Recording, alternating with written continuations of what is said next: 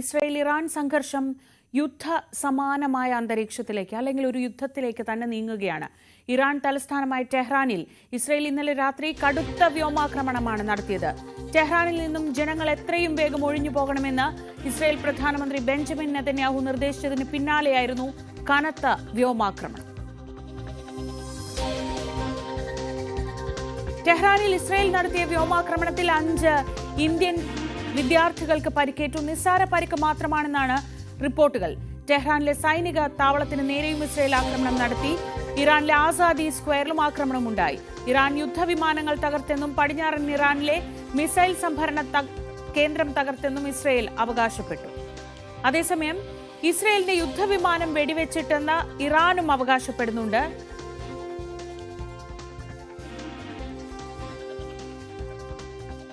വിവരങ്ങളുമായി കിരൺ ബാബു ന്യൂസ് ഡെസ്കിൽ നിന്ന്.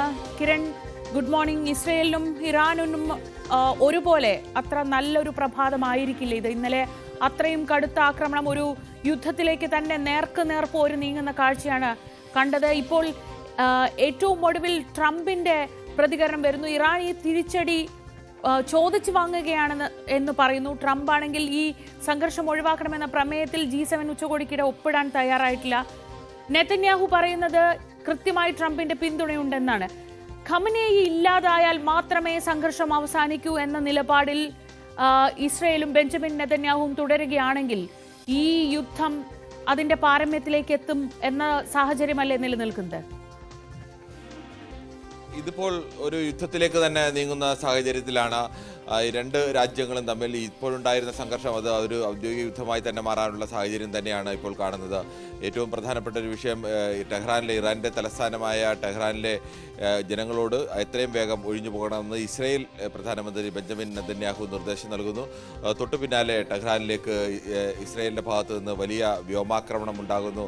5 ഇന്ത്യൻ വിദ്യാർത്ഥികൾക്ക്, മെഡിക്കൽ വിദ്യാർത്ഥികൾക്ക് കൂടി അവിടെ പരിക്കേറ്റിട്ടുണ്ട്. ഈ 5 മെഡിക്കൽ വിദ്യാർത്ഥികൾ പക്ഷേ നിസാരമായ പരിക്ക് മാത്രമാണ് അവിടെ ഉള്ളത്. ടെഹ്റാൻ യൂണിവേഴ്സിറ്റി മെഡിക്കൽ സയൻസിലെ ഇന്ത്യൻ വിദ്യാർത്ഥികളാണ്. അവിടെ നിരവധി ഇന്ത്യൻ വിദ്യാർത്ഥികൾ പഠിക്കുന്ന ഒരു മെഡിക്കൽ കോളേജ് കൂടിയാണ്. അവർക്കാണ് നിസാരമായ പരിക്കേറ്റത്. പക്ഷേ ആരുടെയും പരിക്ക് അങ്ങനെ ഗൗരവമുള്ള പരിക്കല്ല എന്നുള്ള വിവരങ്ങളാണ് പുറത്തു വരുന്നത്. അതോടൊപ്പം തന്നെ ഈ സ്ഥലങ്ങളിൽ നിന്ന് ആളുകൾ സുരക്ഷിതമായ തെക്കൻ നഗരത്തിലേക്ക് പടിഞ്ഞാറൻ നഗരത്തിലേക്ക് മാറണം എന്നുള്ള നിർദ്ദേശം കൂടി ഇപ്പോൾ എന്തായാലും നൽകിയിട്ടുണ്ട്.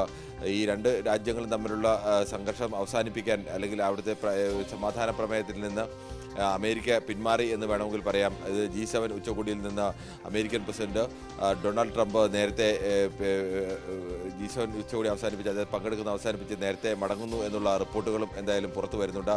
അമേരിക്കയുടെ ഒരു നിലപാട് ഇത് ഇറാൻ ചോദിച്ചു വാങ്ങിയ ഒരു തിരിച്ചടിയാണ്, സമാധാനത്തിലേക്ക് പോകാനുള്ള നിർദ്ദേശം പാലിച്ചില്ല എന്നുള്ളതാണ്. ഇസ്രായേലിന് പിന്തുണ നൽകുന്നതായി, പരസ്യമായി പിന്തുണ നൽകുന്നതായി അമേരിക്ക പറയുന്നില്ല എങ്കിലും ഇസ്രായേൽ ഇപ്പോഴും അവകാശപ്പെടുന്നത് അമേരിക്കയുടെ പിന്തുണ ഉണ്ട് എന്നുള്ള നിലപാട് തന്നെയാണ്. പരസ്യമായ പിന്തുണ ഇസ്രായേലിന്റെ പേരിൽ അമേരിക്ക നൽകുന്നില്ല എങ്കിൽ പോലും അമേരിക്കയുടെ പിന്തുണ ഉണ്ട് എന്ന് വ്യക്തമാക്കുന്ന നീക്കങ്ങൾ തന്നെയാണ്, അല്ലെങ്കിൽ അത്തരത്തിലുള്ള പ്രതികരണങ്ങൾ തന്നെയാണ് അമേരിക്കയുടെ ഭാഗത്തു നിന്ന് ഇപ്പോൾ വന്നുകൊണ്ടിരിക്കുന്നത്. യുദ്ധം അവസാനിപ്പിക്കാൻ വേണ്ടിയുള്ള മറ്റു രാജ്യങ്ങളുടെ നീക്കത്തോടും ആ തരത്തിലേക്കല്ല അമേരിക്കയുടെ പ്രതികരണം ഉണ്ടായിരിക്കുന്നത്. എന്തായാലും ഇന്നലെ ടെഹ്റാനിലും ഇറാനിലെ വിവിധ ഭാഗങ്ങളിലും വലിയ വ്യോമാക്രമണമാണ് ഇസ്രായേലിന്റെ ഭാഗത്തു നിന്നുണ്ടായത്. ഇന്നലെ മാത്രം 80-ലധികം ആളുകൾ കൊല്ലപ്പെട്ടു എന്നാണ് അനൗദ്യോഗികമായ റിപ്പോർട്ടുകൾ. ആകെ 224 പേർ മരിച്ചു എന്നാണ് ഔദ്യോഗിക റിപ്പോർട്ടെങ്കിൽ അത് 400-500-അടുത്തെങ്കിലും മരണമുണ്ടായി എന്നുള്ളതാണ് ഇറാനിലെയും മറ്റ് മാധ്യമങ്ങൾ പ്രധാനമായും റിപ്പോർട്ട് ചെയ്യുന്നത്. അത്രത്തോളം മരണവും നാശനഷ്ടവും ഒക്കെ ഉണ്ടായിട്ടുണ്ട്. ടെഹ്റാനിലെ ടെലിവിഷൻ കേന്ദ്രത്തിന് നേരെയും ഇന്നലെ വ്യോമാക്രമണം ഉണ്ടായി. ടെലിവിഷൻ പ്രവർത്തനം ഇടയ്ക്ക് നിർത്തിവെക്കേണ്ടി വന്നു. പക്ഷേ വളരെ വേഗത്തിൽ തന്നെ അവർ അസാധാരണമായ ഒരു ധൈര്യത്തോടു കൂടി തന്നെ അവർ വീണ്ടും അതിൻ്റെ സംരക്ഷണം പുനരാരംഭിച്ചു. ഇത് മാധ്യമ സ്വാതന്ത്ര്യത്തിന് മേലുള്ള കടന്നാക്രമണമാണെന്ന് ഇറാനും ടെഹ്റാനും എല്ലാം പ്രതികരിച്ചപ്പോൾ അങ്ങനെയല്ല, ഇത് ഈ ടെലിവിഷൻ ചാനലിനെ യുദ്ധത്തിന് വേണ്ടി ഉപയോഗിച്ചു എന്നുള്ള ഒരു വ്യാഖ്യാനമാണ് ഇസ്രായേലിൻ്റെ ഭാഗത്തു നിന്ന് പ്രധാനമായും ഉണ്ടാകുന്നത്. എന്തായാലും ടെഹ്റാനിലെ ഇസ്രായേൽ നടത്തിയ വ്യോമാക്രമണത്തിൽ 5 ഇന്ത്യൻ മെഡിക്കൽ വിദ്യാർത്ഥികൾക്കാണ് പരിക്കേറ്റത് എന്നുള്ള റിപ്പോർട്ടുകളും പുറത്തു വരുന്നുണ്ട്. ഇറാനിലെ ആസാദി സ്ക്വയറിലും ആക്രമണം നടത്തിയിട്ടുണ്ട്. ഇറാൻ യുദ്ധവിമാനങ്ങൾ തകർത്തെന്നും പടിഞ്ഞാറൻ ഇറാനിലെ മിസൈൽ സംഭരണ കേന്ദ്രങ്ങൾ തകർത്തു എന്നും ഇസ്രായേൽ അവകാശപ്പെടുന്നുണ്ട്. ഇതിൻ്റെയൊക്കെ ചില ദൃശ്യങ്ങളുമൊക്കെ അവർ പുറത്തുവിടുന്നുണ്ട്. എത്രത്തോളം ആധികാരികമാണ് അല്ലെങ്കിൽ സ്ഥിരീകരിച്ച റിപ്പോർട്ടുകൾ അല്ലെങ്കിൽ പോലും ആക്രമണം ഈ സ്ഥലങ്ങളിലൊക്കെ ഉണ്ടായി, എത്രത്തോളം വലിയ നാശനഷ്ടം മിസൈൽ കേന്ദ്രത്തിനുണ്ടായി എന്നത് വ്യക്തമല്ല. പക്ഷേ ആ കേന്ദ്രത്തിന് നേരെയും ആക്രമണം ഉണ്ടായി എന്നുള്ള ചില ദൃശ്യങ്ങളൊക്കെ എന്തായാലും ഇസ്രായേൽ തന്നെ പുറത്തുവിടുന്നുണ്ട്. ഇതേസമയം ഇസ്രായേലിൻ്റെ ഒരു യുദ്ധവിമാനം വെടിവെച്ചിട്ടതായും ഇറാൻ അവകാശപ്പെടുന്നുണ്ട്. F-35 യുദ്ധവിമാനമാണ് വെടിവെച്ചിട്ടതായി അവകാശപ്പെടുന്നത്. ഇറാന്റെ ഭാഗത്തു നിന്നും തിരിച്ചടി ഉണ്ടാകുന്നുണ്ട്. പക്ഷേ ഇന്നലെ രാത്രി കനത്ത ആക്രമണം ഉണ്ടായത് ഇസ്രയേലിന്റെ ഭാഗത്തു നിന്ന് ഇറാനു നേരെയാണ് കനത്ത ആക്രമണം ഉണ്ടായത്. ഏറ്റവും അപകടകരമായ ഒരു നീക്കത്തിലേക്ക്, ഇതൊരു യുദ്ധത്തിലേക്ക്, വലിയൊരു യുദ്ധത്തിലേക്ക് നീങ്ങാൻ സാധ്യതയുണ്ട് എന്ന് ഉള്ളൊരു സാഹചര്യം വരാനുള്ള പ്രധാനപ്പെട്ട ഒരു കാരണം ബെഞ്ചമിൻ നെതന്യാഹുവിൻ്റെ വാക്കുകളാണ്. ഇറാന്റെ ആത്മീയ നേതാവ് അയത്തുള്ള ഖമേനിയെ ഇല്ലാതെയായി കഴിഞ്ഞാൽ ഈ സംഘർഷം അവസാനിക്കും എന്നുള്ളതാണ് അദ്ദേഹത്തിന്റെ നിലപാട്. നേരത്തെ തന്നെ അയത്തുള്ള ഖമേനിയെ ഇല്ലാതെയാക്കാൻ ഇസ്രായേൽ നീക്കങ്ങൾ ആരംഭിച്ചിരുന്നെന്നും അമേരിക്കൻ പ്രസിഡന്റ് ഡൊണാൾഡ് ട്രംപാണ് ഇത് തടഞ്ഞതും എന്ന മട്ടിലുള്ള ചില വാർത്തകൾ അമേരിക്കൻ വാർത്താ ഏജൻസികളൊക്കെ റിപ്പോർട്ട് ചെയ്തിരുന്നു. അമേരിക്കയുടെയോ ഇസ്രായേലിന്റെ ഭാഗത്തുനിന്ന് ഔദ്യോഗികമായ സ്ഥിരീകരണം അപ്പോഴും ഇങ്ങനെ ഒരു വാർത്തയ്ക്കില്ല. പക്ഷേ അങ്ങനെ ഒരു വാർത്ത പുറത്തു വന്നിരുന്നു എന്നത് യാഥാർത്ഥ്യമാണ്. എന്തായാലും അത്തരമൊരു നീക്കത്തിലേക്ക് വരാനുള്ള സാധ്യത കൂടി കാണുന്നുണ്ട്. അയത്തുള്ള ഖമേനിയെ രഹസ്യ കേന്ദ്രത്തിലേക്ക് മാറ്റി എന്നുള്ള റിപ്പോർട്ടുകളും പുറത്തു വരുന്നുണ്ട്. സ്വാഭാവികമായും അയത്തുള്ള ഖമേനിയുടെ ജീവന് അപകടത്തിലുണ്ടായാൽ അത് വലിയൊരു യുദ്ധത്തിലേക്കും സംഘർഷത്തിലേക്കും അല്ലെങ്കിൽ മറ്റു രാജ്യങ്ങളൊക്കെ ആ വിഷയത്തിലേക്ക് വലിച്ചിഴക്കപ്പെടാനോ ഇടപെടാനോ ഒക്കെയുള്ള സാധ്യതകൾ കൂടി കാണുന്നുണ്ട്. ഇസ്രായേലും ഇറാനും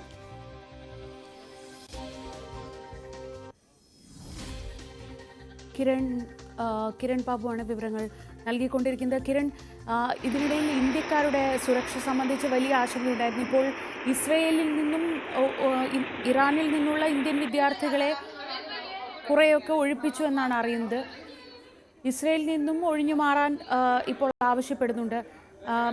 പൂർണ്ണമായും ഇവരുടെ സുരക്ഷ ഉറപ്പുവരുത്താൻ അവിടുത്തെ ഇന്ത്യൻ എംബസിക്ക് കഴിഞ്ഞിട്ടുണ്ടോ?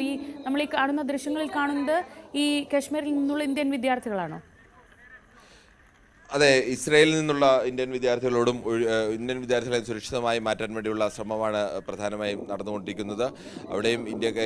അവിടേക്കും ആക്രമണം ഉണ്ടാകും. അതാണ് യുദ്ധസമാനമായ ഒരു സാഹചര്യത്തിലേക്ക് തന്നെയാണ് നീങ്ങുന്നത്. ചിലപ്പോൾ അത് ഒരു തുറന്ന യുദ്ധത്തിലേക്ക് തന്നെ വരാനുള്ള ഏത് സമയത്തും മാറാനുള്ള സാഹചര്യമുണ്ട്. അതുകൊണ്ട് തന്നെയാണ് ഇന്ത്യൻ വിദ്യാർത്ഥികളുടെയും ഇന്ത്യക്കാരുടെയും ഒക്കെ സുരക്ഷ മുൻകരുതലെടുത്ത ആ വിദ്യാർത്ഥികളെ അടക്കം അവിടെ നിന്ന് സുരക്ഷിത കേന്ദ്രങ്ങളിലേക്ക് മാറ്റാനുള്ള നീക്കമാണ് നടക്കുന്നത്. മറ്റ് വ്യോമാതിർത്തി അടച്ചിരിക്കുകയാണ്. മറ്റ് രാജ്യങ്ങൾ വഴി ജോർദാൻ വഴിയൊക്കെ അതിർത്തി വഴി കരമാർഗം അടുത്ത സുരക്ഷിതമായ രാജ്യങ്ങളിലേക്ക് മാറ്റുക എന്നുള്ള ഒരു നീക്കമാണ് പ്രധാനമായും നടക്കുന്നത്. രണ്ട് ഭാഗത്തും ടെഹ്റാനിലും ഇന്ത്യൻ വിദ്യാർത്ഥികളും ഇന്ത്യക്കാരും ഒക്കെ ഉണ്ട്.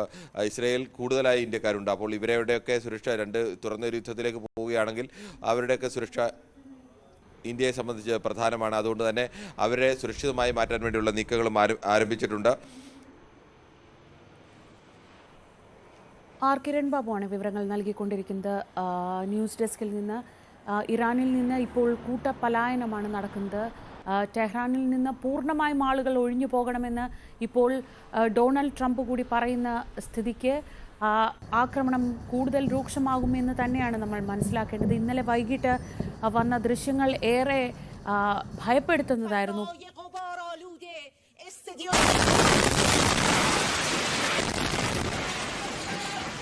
ഇറാനിലെ ദേശീയ ടെലിവിഷൻ, അത് സർക്കാരിൻ്റെ നിയന്ത്രണത്തിലുള്ളതാണ്.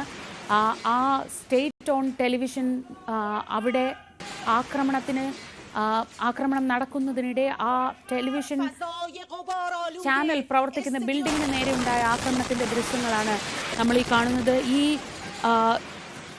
ഇതിനുശേഷം അല്പസമയത്തിന് ശേഷം തന്നെ ഇവർ ഈ ടെലികാസ്റ്റ് പുനരാരംഭിച്ചു. ആ സമയത്ത് അവർ പറഞ്ഞ വാചകങ്ങളാണ് ഏറ്റവും ശ്രദ്ധേയം. ഇത് ആ ബിൽഡിങ്ങിന് നേർക്കോ ചാനലിന് നേർക്കോ ഉള്ള ആക്രമണമല്ല, മറിച്ച് ഇത് അഭിപ്രായ സ്വാതന്ത്ര്യത്തിനും മാധ്യമ സ്വാതന്ത്ര്യത്തിനും നേരെയുള്ള ആക്രമണമാണ് എന്നതായിരുന്നു തിരിച്ചു വന്നപ്പോൾ അവരുടെ സഹർ ഇമാമിയുടെ പ്രതികരണം. ഇറാന്റെ ദേശീയ TV നെറ്റ്വർക്കായ the Islamic Republic of Iran news network, അതിന്റെ പേര് അങ്ങനെയാണ്, IRIN എന്നാണ് ആ ചാനൽ അറിയപ്പെടുന്നത്.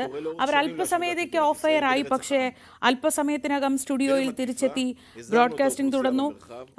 ഇറാൻ TV അല്പസമയത്തിനകം നിശബ്ദമാകുമെന്ന ഇസ്രായേൽ പ്രതിരോധ മന്ത്രിയുടെ ഒരു വെല്ലുവിളി നടന്ന് അതിന് തൊട്ട് പിന്നാലെയാണ് ഇങ്ങനെ ഈ ഇറാന്റെ ദേശീയ ചാനലിന് നേർക്ക് ആക്രമണം ഉണ്ടായത്. ഒരുപക്ഷെ നമ്മൾ ആദ്യമായാണ് അങ്ങനെ ഒരു ദൃശ്യം, ഒരു യുദ്ധത്തിനിടയിൽ ഇങ്ങനെ അവിടുത്തെ മാധ്യമ സ്ഥാപനത്തിന് നേരെ ഒരു ആക്രമണം ഉണ്ടാകുന്ന ദൃശ്യം തത്സമയം കാണുന്നത് എന്ന പ്രത്യേകതയുണ്ടായിരുന്നു. അന്താരാഷ്ട്ര മാധ്യമങ്ങളിലെല്ലാം ഇന്നത്തെ ദിവസത്തെ ഏറ്റവും പ്രധാനപ്പെട്ട കാഴ്ചയും വാർത്തയും ഇത് തന്നെയാണ്.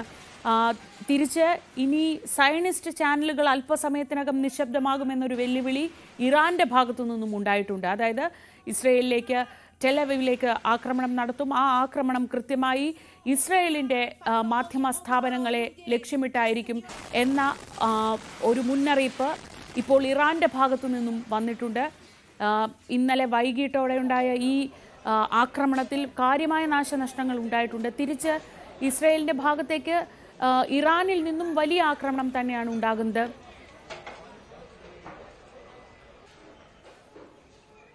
കിരൺ ബാബു തുടരുന്നുണ്ട്. കിരൺ, ഒരുപക്ഷെ നമുക്കറിയാം ഇറാന്റെയും ഇസ്രായേലിൻ്റെയും ഒക്കെ ഒരു വലിപ്പമൊക്കെ പരിഗണിക്കുമ്പോൾ അല്ലെങ്കിൽ സൈനിക ശേഷി പരിഗണിക്കുമ്പോൾ അങ്ങനെ